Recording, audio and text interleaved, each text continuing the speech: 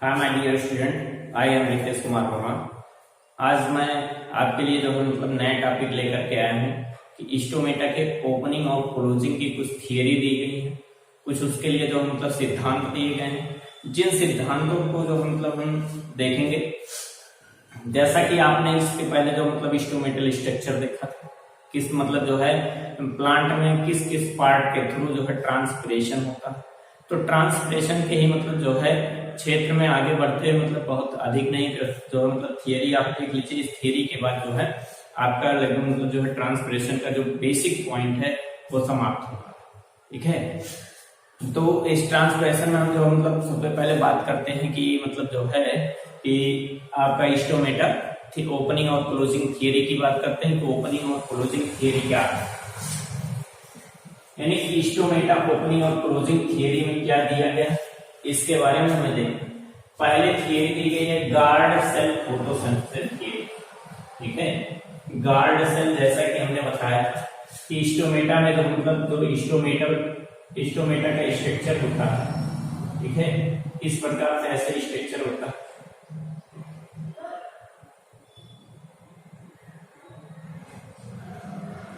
ये स्ट्रक्चर इस प्रकार से स्टोमेटा का होता है। ठीक है, और इसके जो मतलब ये गार्ड सेल्स होती है, इसमें क्लोरोफिल पाए जाते हैं। स्टोमेटल कोर होता है, और इसके बाद फिर स्टोमेटल गार्ड सेल के किनारे किनारे मतलब चारों तरफ जो है क्या होती हैं, सब्सिडियरी सेल्स होती हैं, सहायक कोशिकाएं होती हैं। ठीक है, तो इसमें ये चीज कहते हैं मतलब कि जो है गार्ड सेल में, यानी ये दोनों सेल जो उपस्थित हैं, इनके अंदर फोटोसिंथेसिस जो होता है उसके कारण से स्टोमेटा खुलता है। यानी इसको जो है गार्ड सेल थियरी कहा गया है। और उस थियरी के अनुसार बताया गया है कि इस थियरी के अंदर क्लोरोफिल पाए जाते हैं। ठीक है, क्लोरोफिल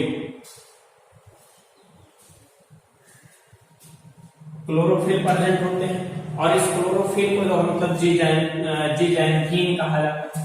ठीक है, इस क्लोरोफिल को हमने यहाँ पे लिखा है कि जीजैंथीन के नाम से जाना जाता है, जो गार्ड सेल के अंदर उपस्थित होता है। ठीक है, तो गार्ड सेल के अंदर उपस्थित सेल मतलब जो क्लोरोफिल होती है वो जीजैंथीन कहलाती है। जीजैंथीन जो होता है ये ब्लू लाइट को जो है एब्जॉर्ब करता है। ब्लू लाइट, ये नीले प्रकाश को अवशोषित करके जीजैंथीन फोटोसिंथेसिस का प्रोसेस करता है। और जैसा कि आप जानते हैं कि फोटोसिंथेसिस के द्वारा फूड का फॉर्मेशन होता है। ठीक है, यानी जो मतलब किस चीज का फॉर्मेशन है, फूड का, या आप कहेंगे ग्लूकोज का फॉर्मेशन होगा। और ग्लूकोज का फॉर्मेशन कहां पर होगा, गार्ड सेल में होगा। ठीक है, ग्लूकोज का फॉर्मेशन आप देख रहे हैं food formation in guard cell. Guard cell के अंदर ही इसी में जो है ग्लूकोज का फॉर्मेशन होगा। तो जब ग्लूकोज का फॉर्मेशन होगा तो वहां का कंसंट्रेशन हाई होगा। ठीक है, जब कंसंट्रेशन हाई होगा तो ऑस्मोटिक प्रेशर बढ़ेगा। Develop the osmotic pressure in guard cell. Guard cell के अंदर जो है ऑस्मोटिक प्रेशर जो है प्राशन दाब की वृद्धि होगी। और जब प्राशन दाब की वृद्धि होगी तो कहें मतलब देन एस्टोर ट्रांसपोर्ट इन गार्ड सेल, यानी जो है सब्सिडियरी सेलों से जो है गार्ड सेल के अंदर क्या जाएगा, H2O इंटर करना शुरू करेगा, वाटर मॉलिक्यूल इंटर करना शुरू कर देगा। अब गार्ड सेल के अंदर जब वाटर मॉलिक्यूल जाएगा तो ये जो है मतलब सेल टर्जिट होगी।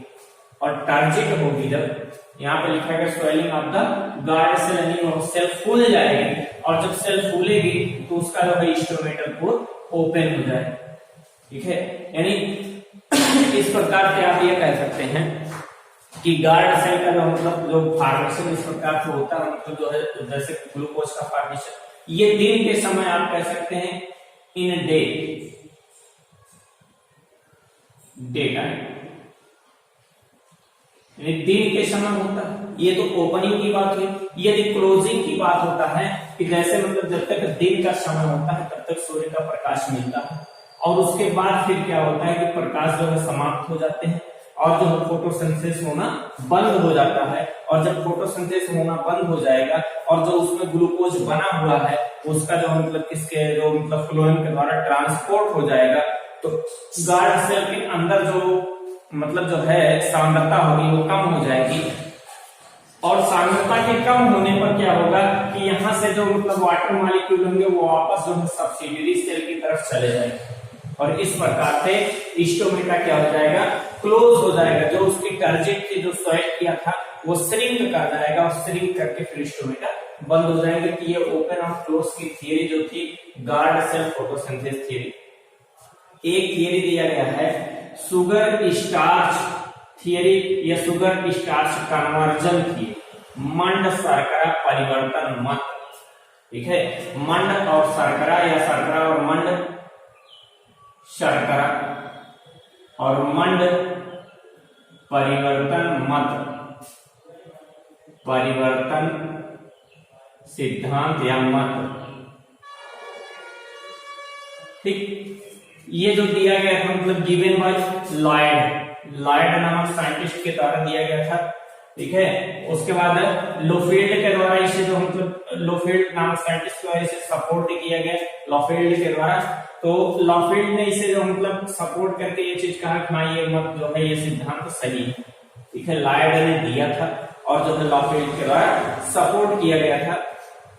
इस मत में क्या बताया जाता है, इसमें ये होता है कि जैसे गार्ड सेल है, ठीक है, ये गार्ड सेल उपस्थित है।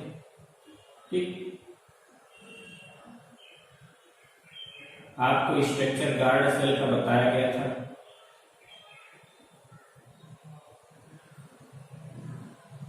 ठीक, इस प्रकार से गार्ड सेल उपस्थित है और ये गार्ड सेल मतलब क्या करेगी, इसके अंदर जैसे मतलब जो है क्लोरोफिल होते हैं या जिजैंथीन नामक क्लोरोफिल होते हैं जिसे जिजैंथीन कहा जाता है। जब सूर्य का प्रकाश दिन के समय पड़ेगा, ठीक है, तो दिन के समय पड़ने पर क्या होगा कि इसमें जब सूर्य का प्रकाश पड़ेगा यहाँ पर क्या होगा, ग्लूकोज का फॉर्मेशन, ग्लूकोज का फॉर्मेशन होगा। और ग्लूकोज जो होता है ये वाटर सॉल्युबल होता है,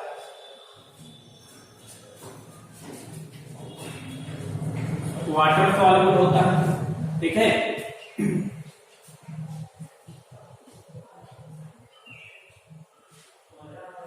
वाटर सॉल्युबल होता है और यानी जल में घुलनशील होता है। जब ये जल में घुलेगा ग्लूकोज दिन के समय बनेगा तो यहाँ क्या होगा, कंसंट्रेशन हाई हो जाएगा। कंसंट्रेशन क्या हो जाएगा, हाई। जब हाई कंसंट्रेशन होगा और इसके बगल उपस्थित सब्सिडियरी सेल्स जो होती हैं, इन सब्सिडियरी सेल में कंसंट्रेशन लो रहेगा। इस प्रकार से ऑस्मोसिस के थ्रू जो है वाटर मॉलिक्यूल क्या होगा, अंदर आएगा। ठीक है, और जब अंदर आएगा इसमें ये भी चीज बताएगा कि जो स्टोमेटा का इंटरनल वॉल होता है ना, ये ठीक होता है। जो अंदर का वॉल होता है ये ठीक होता है और जो बाहर का वॉल होता है ये ठीक होता है। ठीक है, तो इस कंडीशन पे जब इस सेल में टारगेट प्रेशर लगेगा तो टारगेट प्रेशर लगने पर स्टोमेटा जैसा इस प्रकार से क्लोज है, और जब टारगेट प्रेशर लगेगा बीच का वॉल कम मुड़ेगा, इस प्रकार से ऐसे खुल जाएगा। यानी जब जो मतलब कंसंट्रेशन बढ़ेगा और बढ़ने के कारण वाटर मॉलिक्यूल्स में आएगा, ये सेल स्थिर की अवस्था में आएगी तो ऐसे खुल जाएगा। ठीक है, और इस प्रकार से उसी कंडीशन को स्टोमेटा की ओपनिंग कही जाती है। और फिर शाम के समय क्या होता है, शाम के समय जो मतलब ग्लूकोज होता है, ग्लूकोज ये कन्वर्ट हो जाता है स्टार्च में। यह जो शर्करा होती हैं वो शाम के समय या रात्रि के मतलब शाम होते होते क्या होता है, ग्लूकोज से स्टार्च में या शर्करा से मंड में परिवर्तित हो जाती हैं। और स्टार्च जो होता है यह हमारा वाटर में इनसॉल्युबल है।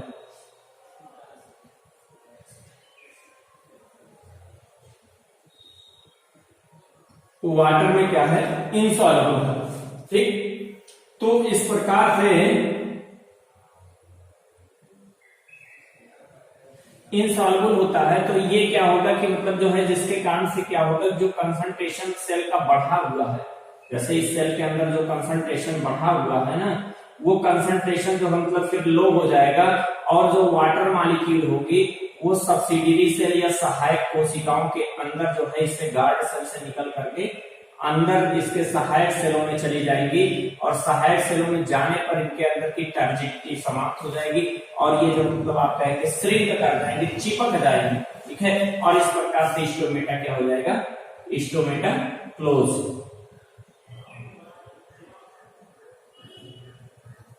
स्टोमेटा क्या हो जाएगा, क्लोज हो जाएगा। तो ये कंडीशन का मतलब जो है स्टार्च और शुगर जो है कन्वर्जन थियरी थी, जिसमें कि मतलब जो है स्टार्च शुगर में, शुगर स्टार्च में कन्वर्ट हो रहा है, जिसके कारण से जो मतलब क्या होता है, स्टोमेटा ओपन और क्लोज होता। ठीक है, तो और अगला एक सबसे जो मतलब आप कह सकते हैं सबसे अधिक मान्य जो मत या सबसे अधिक मान्य थियरी दी गई है, ठीक है, एक्सेप्टेबल आप कह सकते हैं एक्सेप्टेबल थियरी दी गई है पोटेशियम माइलेट थियरी, जिसे लेवाइट नामक साइंटिस्ट के द्वारा दिया गया था। ठीक है, लेवाइट नामक साइंटिस्ट के द्वारा ये थियरी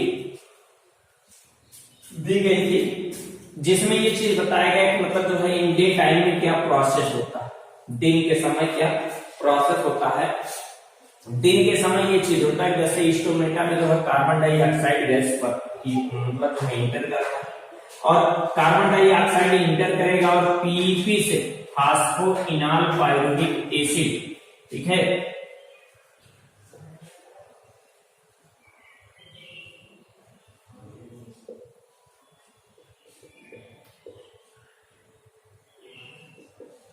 फास्फोइनाल पायरुविक एसिड से जो मतलब ये ऐड होकर के क्या बनाएगा, माइलिक एसिड या ऑक्सैलो एसिटिक एसिड बनाएगा। क्या बनाएगा, माइलिक एसिड और ऑक्सैलो एसिटिक एसिड। ठीक है, यानी जो मतलब ये क्या बना सकता है, माइलिक एसिड बनाएगा या ऑक्सैलो एसिटिक एसिड का फॉर्मेशन करेगा। अब माइलिक एसिड जो मतलब अस्थायी रूप से तो रहेगा नहीं, वो रहता नहीं, वो क्या करेगा, एक हाइड्रोजन आयन विस्थापित करके माइलेट आयन बना लेगा। एक हाइड्रोजन आयन जो है निकाल करके माइलेट बना लेगा। अब इस प्रकार से क्या होगा कि जो हाइड्रोजन आयन होता है ये स्वतंत्र रूप से नहीं रह सकता, ये किसी से जुड़ेगा। तो इस कंडीशन में क्या होगा कि हाइड्रोजन आयन को इस सेल से बाहर भेजा जाता है और बाहर से जो है इसके अंदर पोटेशियम आयन इंटर करता है। ठीक है, इसके पॉजिटिव चार्ज के बदले मतलब हाइड्रोजन आयन बाहर जाएगा और जो है पोटेशियम आयन अंदर आएगा। तो इस कंडीशन में क्या होगा, पोटेशियम आयन जो होगा वो माइलेट के साथ जुड़ करके पोटेशियम माइलेट का फॉर्मेशन करेगा। ठीक है, और पोटेशियम माइलेट जो होता है ये जो मतलब हाइड्रोजन की अपेक्षा हाई जो मतलब आप ये कह सकते हैं कि ऑस्मोटिक प्रेशर वाला जो मतलब मॉलिक्यूल, इसके थ्रू इसके कारण से हाई ऑस्मोटिक प्रेशर डेवलप होगा। और जब ऑस्मोटिक प्रेशर इंक्रीज होगा यानी ऑस्मोटिक प्रेशर पोटेशियम के कारण बढ़ेगा तो इंड ऑस्मोसिस का प्रोसेस होगा। इंड ऑस्मोसिस का मतलब वाटर मॉलिक्यूल बगल के सेलों से इस सेल में आना शुरू हो जाएंगे। ठीक है, और जब इस सेल में आएंगे तो जो मतलब जो गार्ड सेल होगी वो टर्जिट हो जाएंगी, यानी रक्षक कोशिकाएं जो है फूल जाएंगी या टर्जिट हो जाएंगी, और जिस कारण से स्टोमेटा ओपन हो जाएगा। ठीक है, और स्टोमेटा के ओपन होने के बाद फिर जो है ये पोटेशियम आयन जो है बाहर चला आएगा बाहर की तरफ, और हाइड्रोजन आयन मतलब जो पोटेशियम आयन बाहर चला आएगा तो उस कारण से स्टोमेटा बंद हो जाएगा। यानी आप दो कंडीशन देख सकते हैं कि पोटेशियम आयन जो होता है अगर इन हो रहा है तो स्टोमेटा ओपन, और ये पोटेशियम आयन जो है क्लोज मतलब जो आउट हो रहा है। अगर पोटेशियम आयन जो है गार्ड सेल से बाहर निकल रहा है तो स्टोमेटा क्लोज।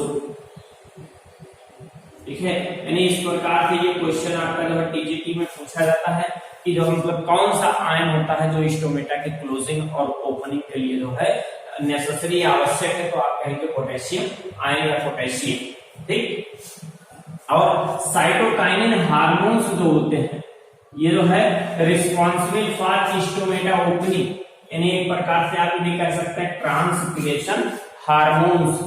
ठीक है, यानी स्टोमेटा को बस खोल रहा है, स्टोमेटा खुलेगा तो ट्रांसपिरेशन होगा, यानी जो मतलब वाष्पोत्सर्जन होगा, तो वाष्पोत्सर्जन कराने वाला हार्मोन्स कौन है, साइटोकाइनिन हार्मोन्स। साइटोकाइनिन हार्मोन्स को जो है ट्रांसपिरेशन हार्मोन्स कहते हैं, और anti transpiration hormones ABA abscisic acid. ठीक है, एब्सिसिक एसिड को जो है एंटी ट्रांसपिरेशन हार्मोन्स भी कहा जाता है, या स्टोमेटा को क्लोज करने वाला हार्मोन्स भी होता है। ठीक है, यानी स्टोमेटा को क्लोज करने वाला हार्मोन्स। तो इस प्रकार से जो है मतलब जीरोफिटिक प्लांटों के लिए एबीए बहुत ही जो है मतलब उपयोगी होता है। कुछ जो मतलब जैसे कुछ इंस्ट्रूमेंट होते हैं, आप जैसे कह सकते हैं पोरोमीटर, पोरोमीटर पोर फॉर जो मतलब इंस्ट्रूमेंटल पोर। तो ऐसा इंस्ट्रूमेंट, ऐसा यंत्र जिसके द्वारा इंस्ट्रूमेटा का पोर नापा जा सके उसे जो है पोरोमीटर कहा जाता है, या मीजर ऑफ इंस्ट्रूमेंटल पोर। ठीक है, मतलब जो है मीजर ऑफ इंस्ट्रूमेंटल पोर। और पोटोमीटर जो होता है, पोटोमीटर, ठीक है, पोटोमीटर क्या करता है, मीजर द ट्रांसपिरेशन रेट, ठीक है, वाष्पोत्सर्जन के दर को मापता है पोटोमीटर, POTO, पोटोमीटर। ठीक है, यानी पोटोमीटर जो होता है पोटोमीटर, पोटोमीटर जो मतलब क्या करता है, ट्रांसपिरेशन रेट को मापता है, और पोरोमीटर जो है इंस्ट्रूमेंटल पोर को मापता है। कुछ ट्रांसपिरेशन जैसे गैनांग पोटोमीटर, ठीक है, या डार्विन पोटोमीटर, ये सब यूज किए जाते हैं मतलब जो है ट्रांसपिरेशन रेट मापने के लिए। ठीक है, और उसके बाद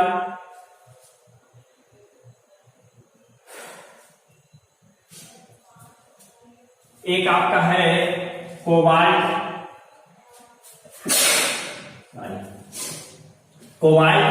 chloride method, cobalt chloride paper method.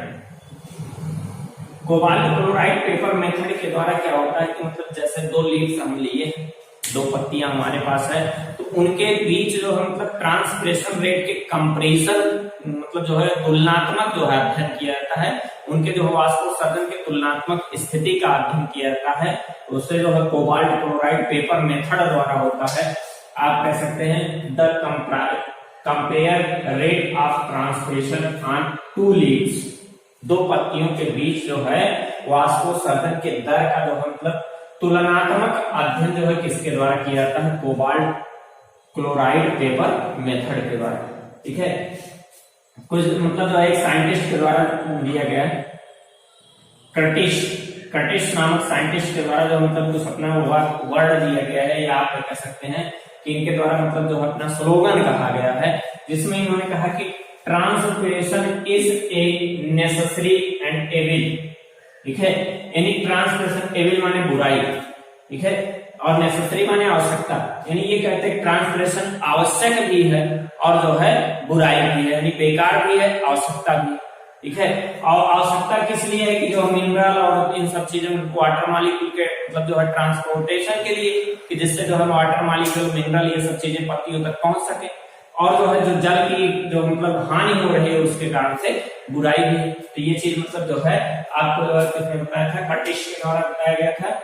और ट्रांसपिरेशन रेट की अगर बात की जाए, transpiration rate is equal to loss of water molecule upon one carbon dioxide molecule fixation, यानी जो है एक कार्बन डाइऑक्साइड के मॉलिक्यूल को फिक्स करने के लिए कितने जो है वाटर मॉलिक्यूल का जो मतलब आप कह सकते हैं नुकसान हो रहा है, कितने वाटर मॉलिक्यूल खर्च हो रहे हैं, तो वो खर्च होने वाले वाटर मॉलिक्यूल की संख्या बटे कार्बन डाइऑक्साइड की संख्या, ये जो मतलब जो रेशियो आएगा वही क्या होता है, ट्रांसपिरेशन रेशियो होता।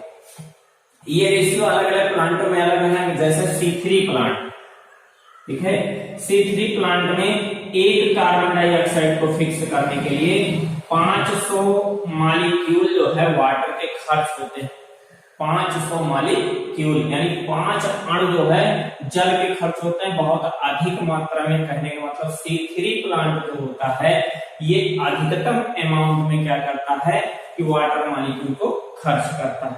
ठीक है, C4 प्लांट में वहीं आप देख लीजिए कि 250 मॉलिक्यूल एक कार्बन डाइऑक्साइड को फिक्स करने के लिए होते हैं। ठीक है, 250 अणु होते हैं H2O के खर्च किसके लिए, एक कार्बन डाइऑक्साइड को फिक्स करने के लिए। ठीक है, और कैन प्लांट में देखेंगे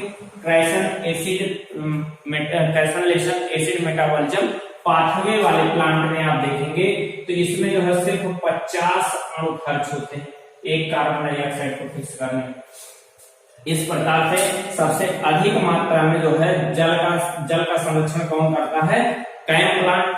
फिर जो है हमारा जो C4 प्लांट, और जो C3 सबसे अधिक मात्रा में जो है वाटर मॉलिक्यूल का लॉस करता है। तो आज का टॉपिक हमारा यही तक था।